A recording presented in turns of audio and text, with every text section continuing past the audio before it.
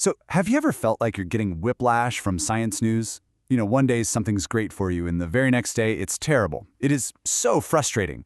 Well, today, we're going to trace the entire journey of a scientific idea, from the moment it's born in a lab all the way to your screen, to figure out exactly why that message gets so scrambled along the way. I mean, this is the classic, right? Coffee. One minute it's the elixir of life, the next it's a public health hazard. And when you see these headlines side by side, it's easy to just throw your hands up and say, can't they just make up their minds? And that is a totally fair question. It makes science look, well, pretty unreliable.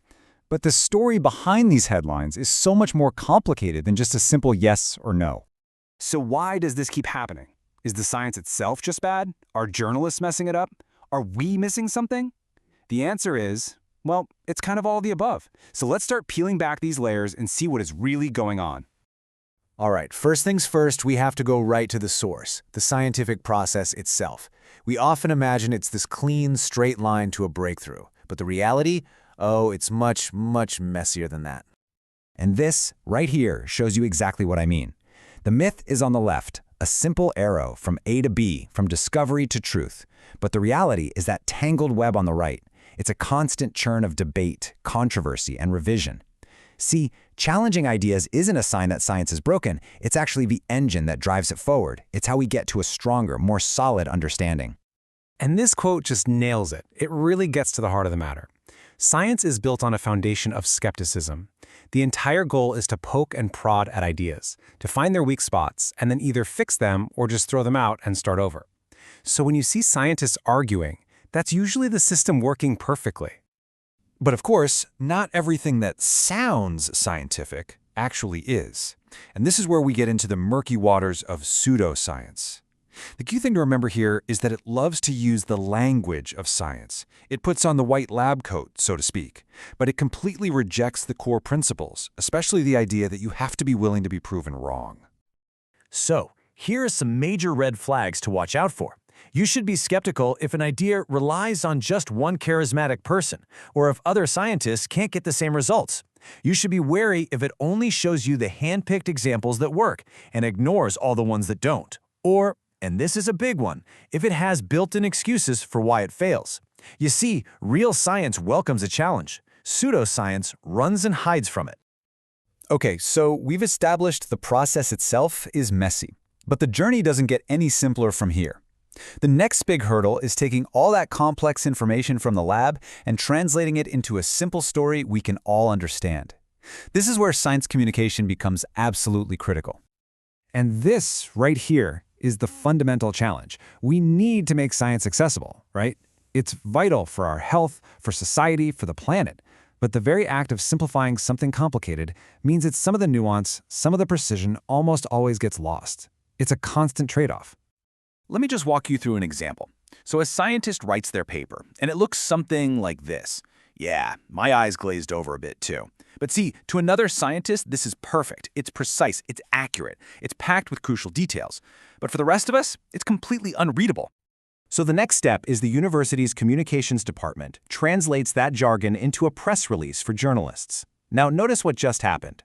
All that technical language, flavonoid intake, becomes a compound found in berries.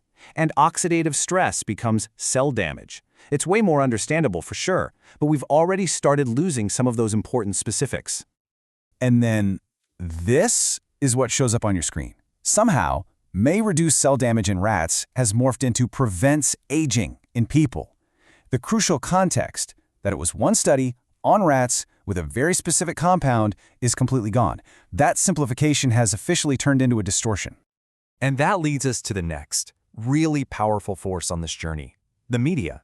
Think of the media as a giant megaphone, taking these already simplified stories and not only blasting them out to the world, but adding their own spin too. And the data shows this process is far from perfect. Get this, one study looked at just 42 newspaper articles about medical research and found over 200 errors. Now, this isn't usually because of bad intentions. Journalists are often working on crazy deadlines and they're not science experts. But the result is the same. The story drifts further and further from the original science. A huge part of this is something called framing. You can take the exact same scientific finding and wrap it in two totally different stories. Is genetic modification a story about progress and solving world hunger? Or is it a Pandora's box story about messing with nature? The frame a media outlet chooses can completely change how you feel about the issue, even before you look at a single piece of data. And then you have the trap of false balance.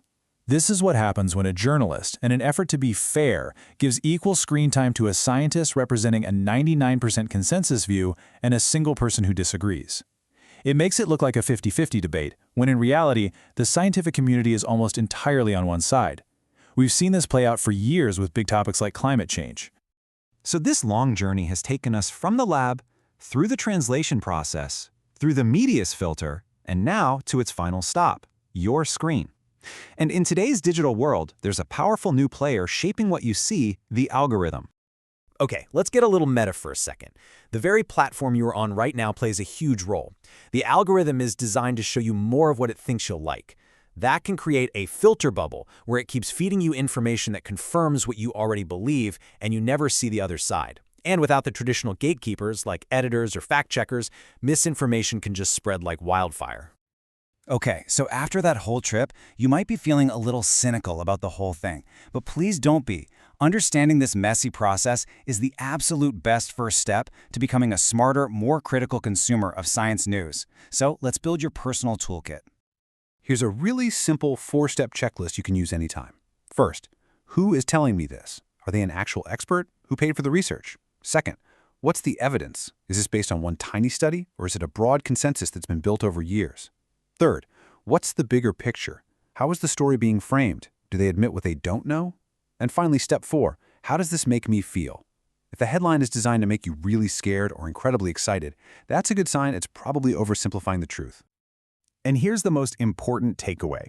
You do not need a PhD to get through this. The goal isn't to become a scientist overnight. It is all about developing the skills to be an informed, critical thinker who knows how to ask the right questions about the information they're seeing. So the next time you see one of those shocking science headlines, don't just immediately accept it or dismiss it. Take a second. Remember that long, messy, complicated journey it took to get to you. And with that in mind, I'll just leave you with this one question to think about. Which of your own scientific beliefs might be worth another look?